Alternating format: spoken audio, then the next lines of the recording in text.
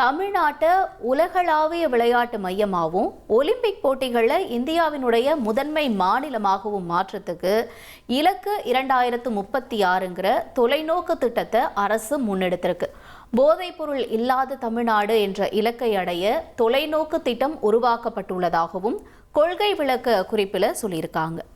Cricket ரசிகர்களுக்கு ஒரு சுவையான செய்தியும் வெளியாக இருக்குங்க அஞ்சலி. அது என்ன அப்படின்னா, கோவையில் 30,000 பேர் உட்கார்ந்து கிரிக்கெட்டை என்ஜாய் பண்ணி பார்க்குற மாதிரி அந்த வசதியோட தமிழ்நாட்டின் 2வது சர்வதேச கிரிக்கெட் ஸ்டேடியம் அமைக்கப்படும் அப்படின்னு சொல்லி விளையாட்டுத்துறை மானிய கோரிக்கையில் தகவல் சொல்லியிருக்காங்க.